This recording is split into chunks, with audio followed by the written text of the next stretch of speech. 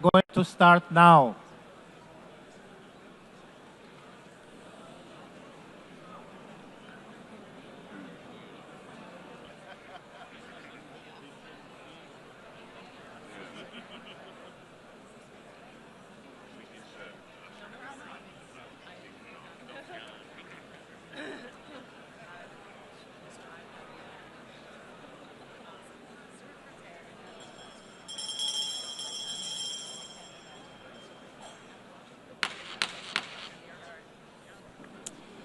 Good morning, everybody, and please have a seat. If I could ask for everybody's attention and finding a seat. I call to order the high-level plenary meeting to commemorate the 80th anniversary of the establishment of the United Nations. I would kindly ask all delegations to take a seat and keep silent. On the left side of the room, could you please, also on the blue seats, on the left side, please take a seat. I call to order the high-level plenary meeting to commemorate the 80th anniversary of the establishment of the United Nations. I would like to warmly welcome all of you to this milestone anniversary of our United Nations. Now, when everybody has found a seat, and in respect to the performance we are hearing right now, I now invite the artists to take their position on the stage. I would like to welcome the Met Chorus artists, accompanied by pianist Mr. Howard Watkins, together with the Sing for Hope youth choirs, under the direction of Mr. Tillman Michael. They will be performing this morning the commemoration of the 80th anniversary of the establishment of the United Nations. I now invite delegations to sit down, enjoy and listen to the musical performance.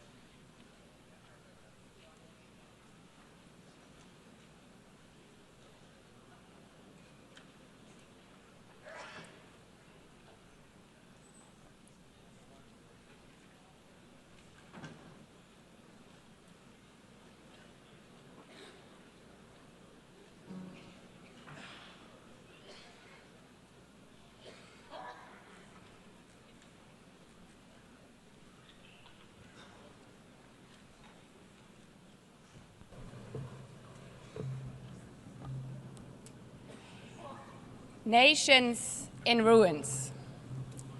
More than 70 million dead. 2 world wars in a single generation. The unspeakable horrors of the Holocaust. And 72 territories still under colonialism. This was our world 80 years ago. A desperate world, grasping for any sign of hope. Courageous leaders gave that hope through our Charter of the United Nations. When signed on 26 June 1945, it was more than yet another empty political declaration. It was a promise from leaders to their people and from nations to one another that humanity had learned from its darkest chapters. It was a pledge not to deliver us to heaven, but to never again be dragged into hell by the forces of hatred and unchecked ambition. An acknowledgement that our failures came not from a lack of power, but from complacency. And the strong belief that our world could be better, that we could be better together. In the darkest moments of history, our grandmothers and grandfathers had the humility, grace, and I dare to say, good sense, to put aside their differences, their self-interest and their resentments, and to agree to work together. When faced with a crossroads, they chose the right path, the path of hope. But hope is not blind optimism. It's not the guarantee that everything will work out. It's a deep belief that we are doing the right thing, regardless of whether we succeed. Today, the hours indeed feel dark once again. We stand at a similar crossroads. We see children without parents searching for food in the ruins of Gaza, the ongoing war in Ukraine, sexual violence in Sudan, gangs terrorizing people in Haiti, unfiltered hatred online, and floods and droughts all over the world. Is this a world envisioned in our charter? Do we really need to relearn the hard lessons? Today is not about celebrating. It's about remembering those hard lessons and drawing on the courage to once again agree, to find hope instead of resignation, to find the spirit from 80 years ago once again. To choose the right path, not because of any guarantee, but because of the conviction that it's the right thing to do. Mr. Secretary General, Excellencies, Heads of States, ladies and gentlemen, allow me to thank the artists, especially the young artists, for their wonderful performance, which have set the tone for our event. Today, as we mark 80 years of our United Nations, we are once again standing at a crossroads. We cannot take the easy path and simply give up. We have to choose the right path to show the world that we can be better together. Not because the last 80 years were perfect, not because for 80 years, because we have tried. For 80 years, this building has stood as a monument to our shared hopes for a better future. Yes, we have disagreed, we have struggled, but we have also triumphed. For 80 years, this institution has driven progress on sustainable development, peace and security, and human rights. Today's commemoration is not the story of an institution.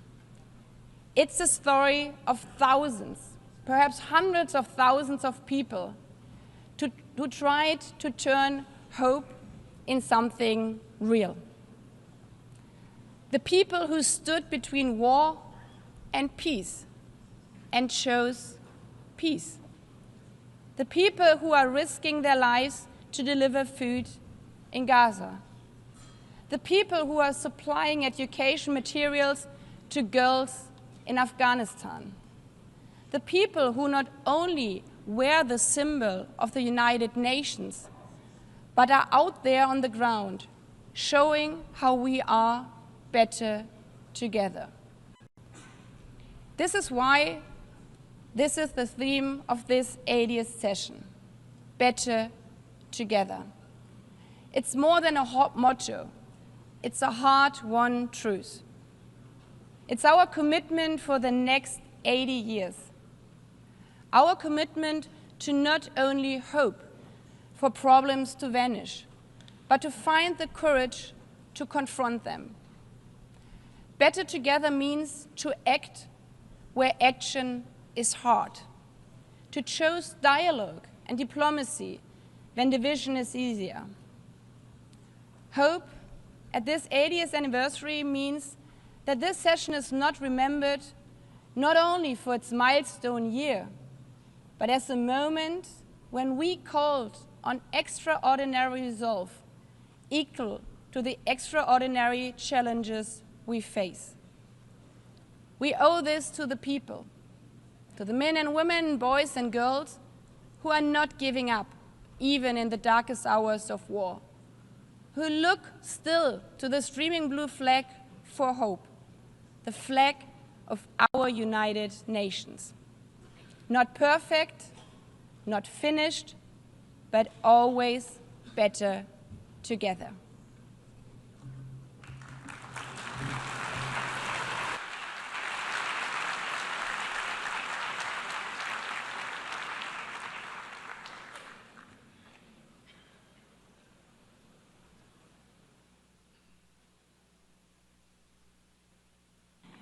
I now invite delegations to view a short film on the occasion of the 80th anniversary of the establishment of the United Nations, entitled Better Together.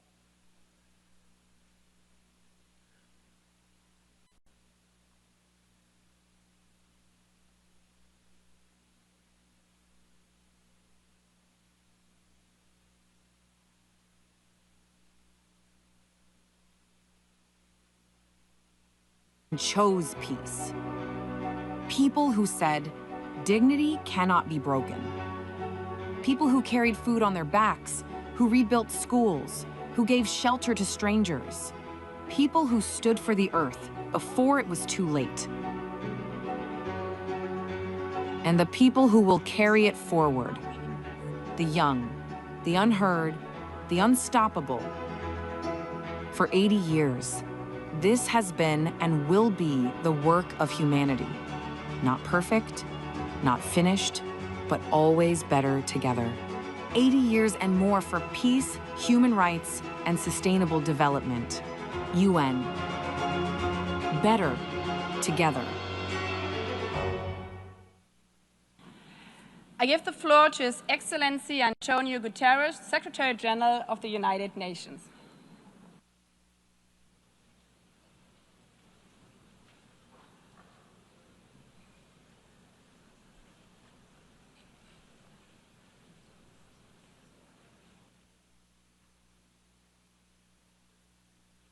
Madam President of the General Assembly, Excellencies, ladies and gentlemen.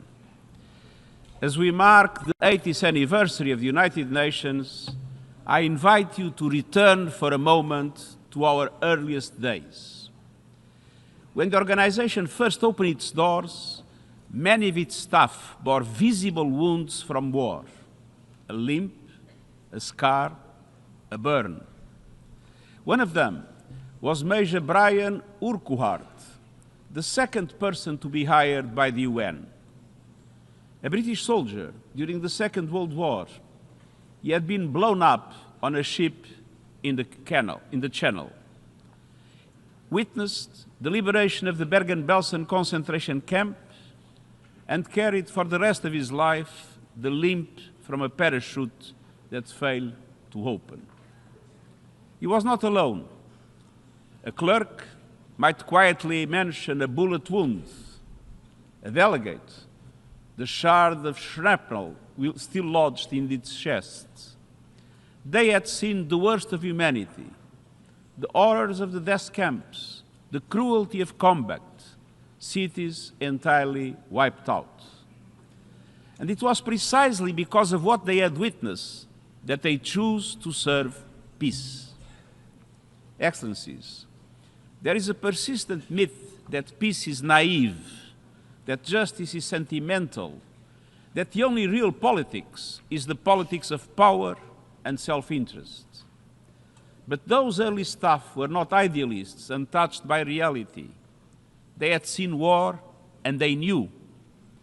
Peace is the most courageous, the most practical, the most necessary pursuit of all.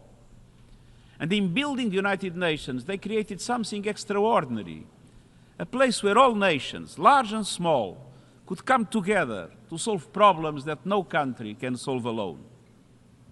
And yet, at this moment, the principles of the United Nations are under assault as never before. As we meet, civilians are targeted and international law trampled in Gaza, the Ukraine, Sudan, and beyond. As we meet, poverty and hunger are on the rise as progress on the Sustainable Development Goals falters. As we meet, the planet burns with fires, floods, and record heat raging through climate chaos. And at the same time, we are moving towards a multipolar world. But without strong multilateral institutions, multipolarity has its risks, as Europe learned in the First World War. To meet these challenges, we must not only defend the United Nations, we must strengthen it. And that is the purpose of Agenda 2030, the Pact for the Future, and the UN80 initiative, to renew the foundations of international cooperation and to ensure that we can deliver for people everywhere. Excellences, au fil des Excellencies, over the years, our organization has led the way to some of humanity's greatest triumphs. The eradication of smallpox, healing the ozone layer, and above all, the prevention of a third world war. The tests of the next 80 years will be both familiar and new. The battle will continue against war and poverty, but also climate chaos, runaway technologies, the militarization of space, and crises we cannot yet imagine. To meet these challenges, let us remember what our founders knew. The only way forward is together. Let us rise to this moment with clarity, courage, and conviction, and let us realize the promise of peace. Thank you.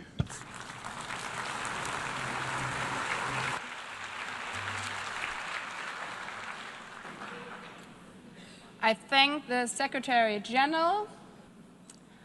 I have the honor now to give the floor to Her Excellency Ellen Johnson Sirleaf, former President of Liberia, 2011 Nobel Peace Laureate, and Africa's first elected female head of state, a champion of peace, justice, and democratic governments, a former United Nations staff member, and a steadfast voice for multilateralism.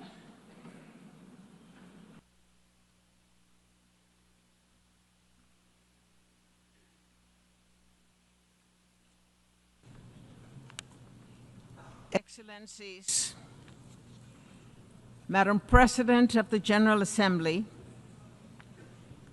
Secretary General, distinguished delegates, friends, I'm honored to address this high-level meeting on peace and security as part of the UN 80th anniversary. 80 years after the founding, we must recommit to the Charter, to our common security, to the belief that nations can choose dialogue over destruction. We begin in Africa, our shared cradle of resilience and hope, where democracy is weakening, where fractures across borders from Sudan to the Sahel to the Great Lakes strain our regional architecture. Yet, across Africa, communities stand up to extreme violence. Regional bodies mediate transitions, and women's groups negotiate truces when the state is distant and humanity is near. We have learned hard lessons. Prevention costs less than reconstruction. Reconciliation is a process, not an event. Peace agreements require institutions and citizens to be real. When guns fall silent, skills training, jobs, justice, and dignity must follow swiftly. Liberia's story illustrates UN-led progress and success. The largest peacekeeping force joined Africa's forces to disarm fighters, support elections, reform security institutions, and create space for reconciliation and growth. India's all-female formed police unit strengthened protection and public trust. The mission ended with Liberia standing on its own feet, out of war, into a fragile peace with accountability, inclusive dialogue, and economic opportunity for young people. We must acknowledge that the multilateral architecture built to shield future generations from war is underperforming. That global leadership lacks a unified effort to respond to a technological-enabled world. Commemoration without candor is unaffordable. The world asks whether this House will protect civilians and uphold international humanitarian law. These are not words of despair. They are summons to repair. Our answer must go beyond words. It must translate into actions felt by a family in a tent, a nurse in a clinic, a child in school.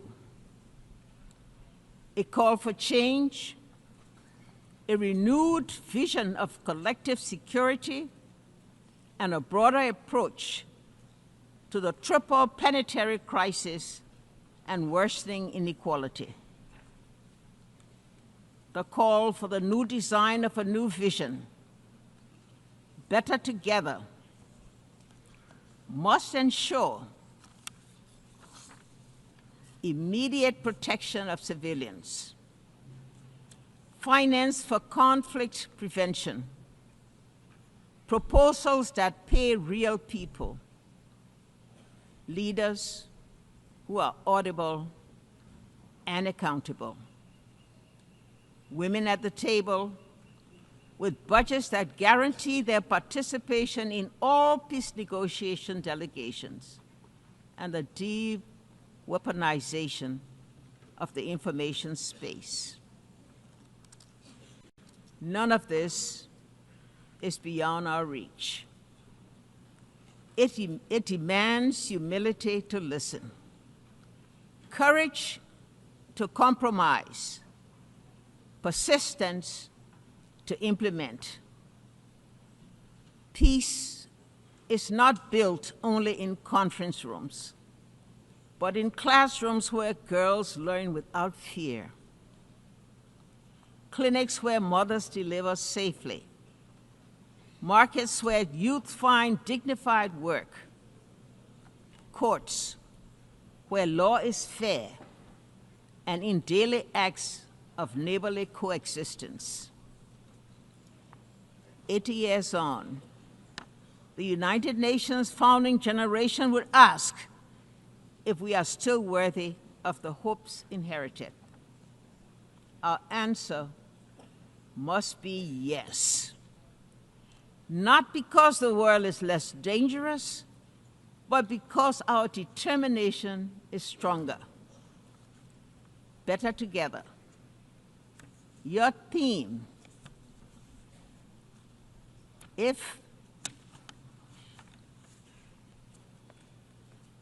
better together, your theme, it must be a strategy. Regional bodies and the UN working together. Civil society and governments co-designing solutions. Women and men sharing power equally. Truth and reconciliation traveling the same road.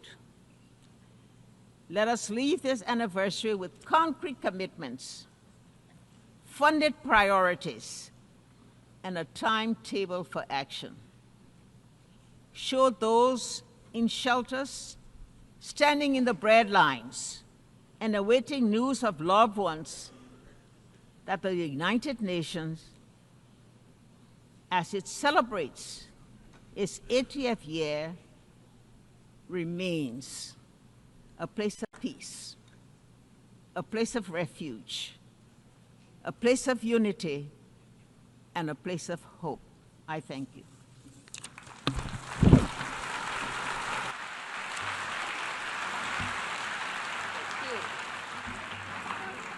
I thank Her Excellency Ellen Johnson Sirleaf for your strong and wise words.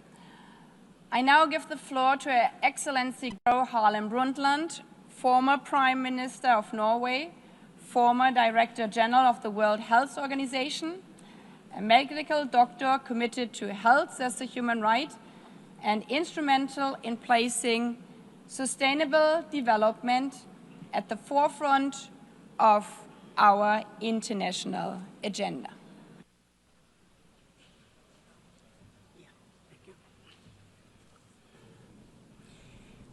Madam President, Secretary General, Excellencies, ladies and gentlemen, it is a great honor for me to address you marking the 80th anniversary of the United Nations. I was born at the cusp of the World War II. My parents were both active in the resistance against the Nazi occupation of Norway, and we had to flee the country. Some of my earliest memories are from Sweden, where my parents worked for Norwegian refugees. And I grew up in a Europe where the ravages of war were still clearly visible, where millions carried terrible scars on their bodies and their souls. It is against this background that the UN was founded, not as a symbol, but as a solemn promise. A promise to equip humanity with legal and diplomatic tools to prevent wars of conquest and domination. A promise to enshrine universal human rights as a bulwark against totalitarianism, racism, and oppression. A promise to foster peace, development, and dignity for all people. So, Madam President, let me highlight two areas where the UN has made an undeniable difference that also are part of particular importance to me personally. First, sustainability. When Secretary General Javier Pérez de Cuellar asked me to chair the World Commission on Environment and Development, I accepted with great humility. And I am very proud of the report we produced, Our Common Future. It helped cement the concept of sustainable development in our collective consciousness. Thanks to UN-led efforts, we started charting a path towards economic development that does not destroy the basis of life for future generations, our climate and our natural environment. But we are today exceeding the planet's boundaries and approaching tipping points where there is no way back. Over 80% of the targets under the Sustainable Development Goals are today off track. Second, President, gender equality. During the UN's International Year Women's Year in 1975, I had just entered government for the first time. Many of my male colleagues hardly knew how to deal with me. In 1979 came the UN Convention on the Elimination of All Forms of Discrimination against Women. In 1981, I became Prime Minister for the first time. In 1995, 30 years ago this month, I delivered my address at the 4th World Conference on Women in Beijing. I spoke of the moral and economic imperative to end gender apartheid. I believed too optimistically that we would have come further by now. I did not foresee the intensity of the pushback that would come. Even today, there are countries where not a single woman sits in the highest decision-making bodies, including among the P5. But despite such adversity, the UN has methodically worked to strengthen the position of women through education, through microfinance, through work for sexual and reproductive rights and health, and through intense and effective advocacy work. With resolve and determination, we will get there in the end. So, Madam President, I have lived longer than most of you. I have witnessed the tangible differences the UN makes through economic upturns and downturns, political ebbs and flows. I have no patience for those who dismiss the UN as outdated.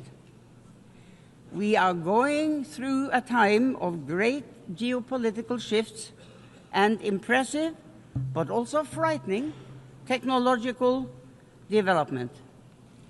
The UN as our common hub for getting the facts on the table, debating and deciding on solutions, and acting is more important than ever.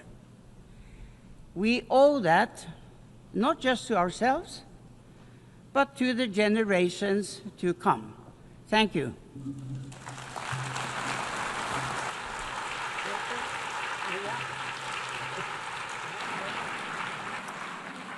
I thank Her Excellency Gro Harlem Brundtland for her blunt and powerful words. I have the honor now to give the floor to Ms. Maria Ressa, 2021 Nobel Peace Prize laureate, award-winning journalist, professor at Columbia University, co-founder of Rappler online news site, and a fearless defender of freedom of expression in the face of constant political harassment and arrests. President Baerbock, Secretary General Guterres, distinguished delegates, ladies and gentlemen. I'm normally chasing you here, and here I am. It's actually a very interesting place. Look, 80 years ago, this institution was born to prevent humanity from destroying itself. Never again, after fascism manipulated information, eroded truth, and dehumanized entire populations to enable genocide and global war. Today, we stand on the rubble of the world that was, and the challenge is to rebuild the United Nations for now, for this moment, when similar forces that led to those atrocities 80 years ago are now surging through digital platforms, insidiously manipulating us for power and profit.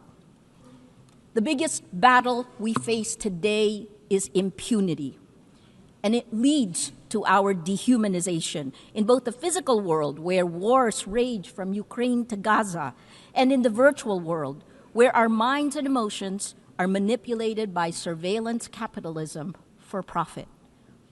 To fight that, we need information integrity to remind us to be human.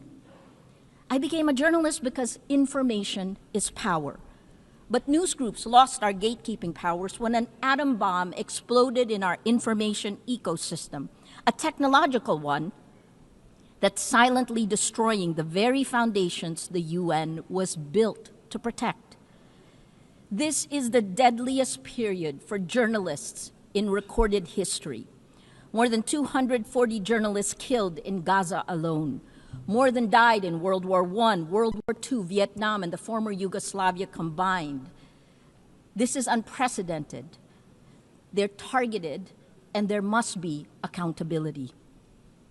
We're living through an information Armageddon, where lies spread 6 times faster than facts on social media. That's a 2018 MIT study. It is so much worse today with generative AI.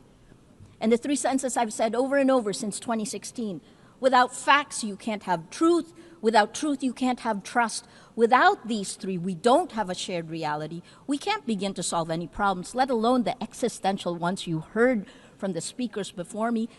We cannot have journalism, we cannot have electoral integrity, we cannot have democracy. This is manipulation of human behavior at the cellular levels of our countries. Algorithms reward outrage over empathy, spreading fear, anger, and hate, pumping us full of toxic sludge. Regulating technology isn't a free speech issue, it's about public safety. Because as has been proven time and time again, online violence is real-world violence. As a Filipino, I'm proud that my country was a charter member of the United Nations, one of only 3 Asian founding nations. Our commitment to multilateralism and peace runs deep. But that legacy was tested under the Duterte administration. Among the actions it took, it filed 11 criminal charges against me in a little over a year. Until today, I still need Supreme Court approval to be here. But I'm here.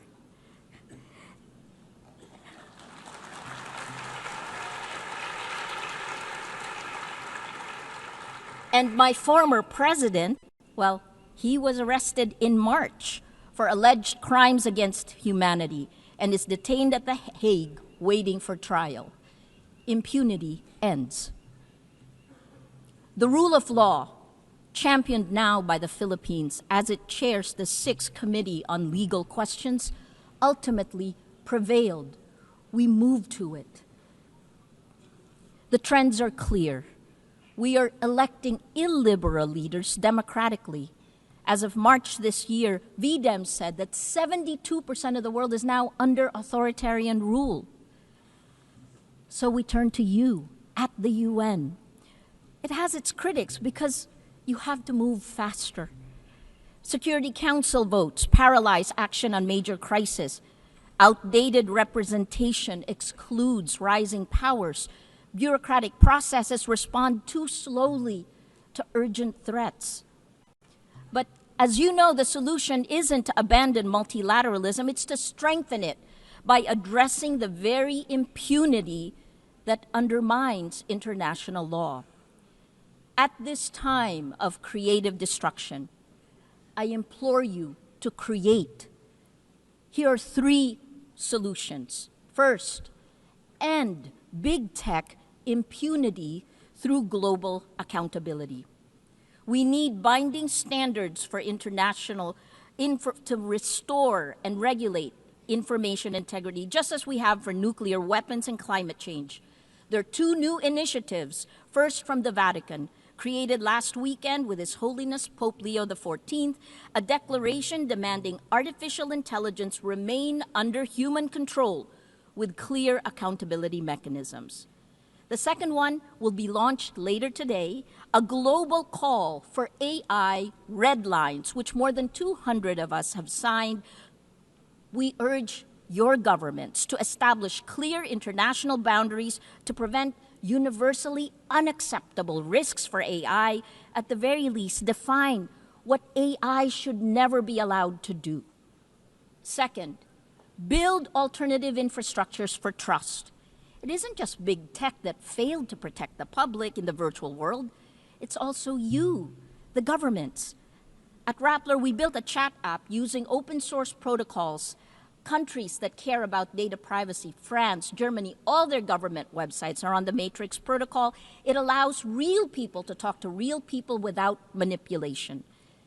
The vision is a global federation of trusted news organizations, because this is how journalism will survive and how we begin to build infrastructures of trust. Finally, the third one, create. Create, that's our word today. Invest in comprehensive solutions. Let your imagination run. 3 examples that's happening now. More than 3/4 of UN members now recognize Palestinian statehood, showing that international law can advance despite impunity.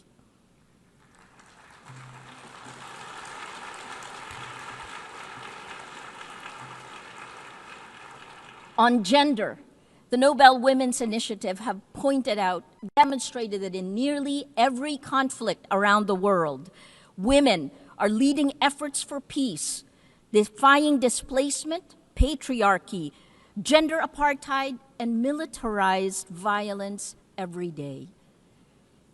And finally, on Wednesday, Demokrasya Siyempre, 20 nations will pledge to strengthen democratic institutions and fight for information integrity. More than 40 Nobel laureates we have gathered together to support this multilateral initiative led by the Global South. Information integrity is the mother of all battles. Win this, and we can win the rest. Lose this, and we lose everything. Please choose courage over comfort, facts over fiction, hope over fear. A lot has changed since the UN was created 80 years ago. But its values, peace, human rights, justice, rule of law, these are more essential today than ever. It is time to create again, to build better. Together, please Act now, before it's too late. Thank you.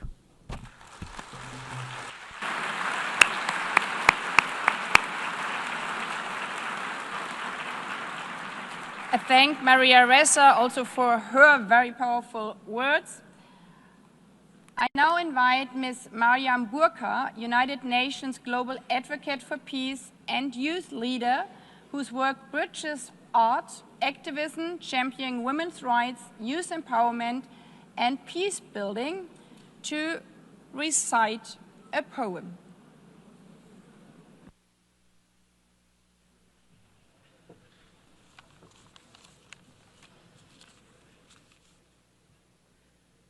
The President, Secretary General, distinguished delegates, excellencies, good morning. Walking these halls, I realized that the United Nations was not built from harmony. It grew out of the ashes of war and the grief watered by the collective memory of what happens when dialogue and cooperation fails. Its foundation is not peace achieved, but peace pursued, fragile, imperfect, necessary, not just worth fighting for, but requiring a fight. And today, 80 years on, we gather to honor what has been achieved. Nations rebuilt, walls of division lowered, millions lifted by the shared will. But these are victories worth remembering, but the story is unfinished. The cracks in the foundation calls us to repair, to act, not to retreat. Our world bleeds before our eyes.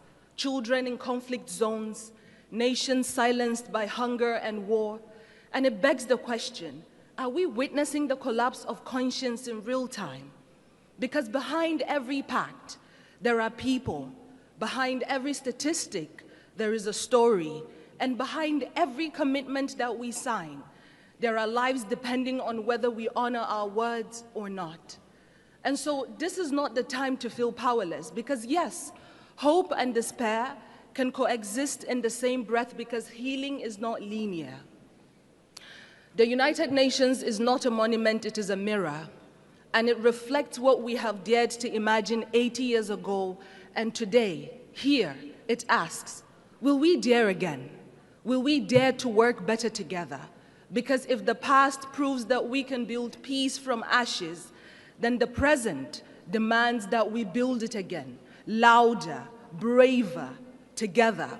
I speak as a global peace advocate, not because peace is easy, but because silence is complicity, and so I will not be silent. You know, I used to think that peace was a place, a final destination we arrive at after all wars have ended. But I have come to understand that peace is not a line that we cross. It is a choice that we make over and over and over again, especially when it is the hardest, especially when it feels far away. Peace is not a silence we force into people's mouths. It is not the absence of war, but the presence of understanding. Peace is a child learning to sleep again without flinching at the wind.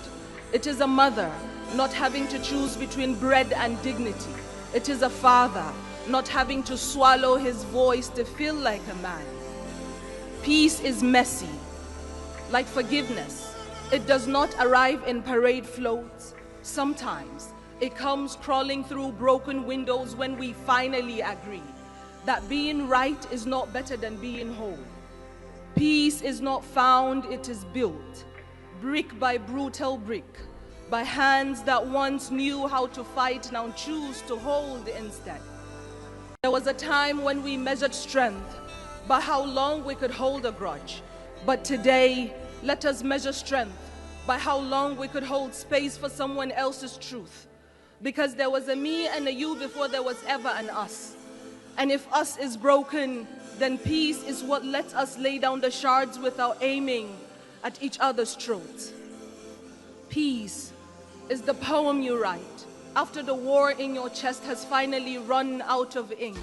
It is the moment you return to your body and find yourself still standing. Peace is not easy. And so let us not forget the ones who have carried peace quietly through the fire. The women whose hands mend what war has torn, who rebuild homes from memory, raise children between checkpoints, hold their families like nations, because peace has always known the name of a woman, carried through the way that she chooses courage over collapse again and again. And so today I speak peace into the bones of this world, into the rubble, into the rage, into the ruins. Because if war teaches us how to shatter, then peace must teach us how to stay soft, to stay human. And perhaps what makes us human is not that we always succeed in peace, but that we dare again and again to seek it, refusing to let our brokenness be the end of our story. Thank you.